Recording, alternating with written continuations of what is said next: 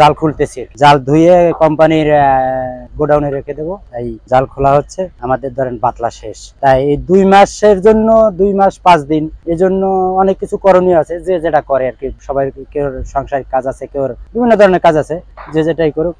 সর্বোপরি কথা হইলে যে আমাদের এই 2 মাস 5 দিন পরেই আর কি আবার নতুন সিজন শুরু হবে। তবে আমরা ওই সময় আবার সমুদ্রে মাছ ধরার জন্য যাব, আবার প্রস্তুতি নেব।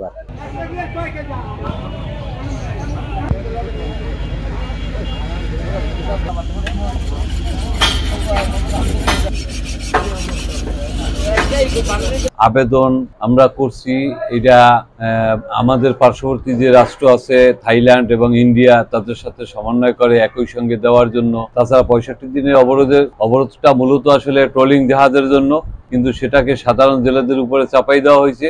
এ ব্যাপারে আমরা সরকারের কাছে জোরালোভাবে কয়েকবার আবেদন করছি, লিখিত হোক আইনিভাবে হোক, কিন্তু আসলে কোনো ফয়সালা আমরা কিছুই পাই নাই। তো আসলে এটার জন্য আর আমাদের কোনো কথা নাই। গণপ্রজাতন্ত্রী বাংলাদেশ সরকার যে কোনো ধরনের আইন প্রক্রিয়া চালাইবে, আমরা সাধারণ জনসাধারণ প্রজাতন্ত্রের প্রজারা এটা মেনে নেব, এটাই সব।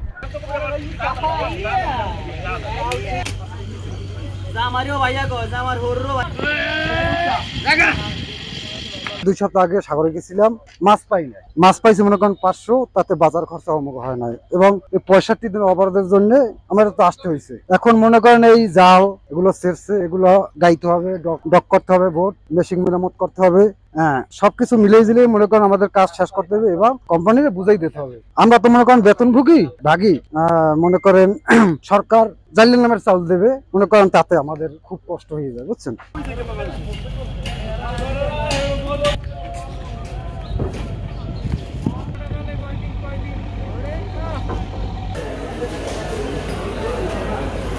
থেকে শুরু হচ্ছে সাগরে 65 দিনের অবরোধ। তো এই অবরোধকালীন সময়ে যেন কোনো জেলে আমাদের সাগরে মাছ ধরতে না পারে, সেই জন্য আমাদের উপজেলা প্রশাসন সহ মৎস্য অধিদপ্তর এবং কোস্টগার্ড, নৌ পুলিশ সবাই সচেতন আছে। এবং এ নিয়ে আমাদের সচেতনতা সভা, লিফলেট বিতরণ, পোস্টারিং, মাইকিং প্লাস আপনাদের ব্যানার টানানো সবকিছু আমাদের কিন্তু ইতিমধ্যে সম্পন্ন হয়েছে।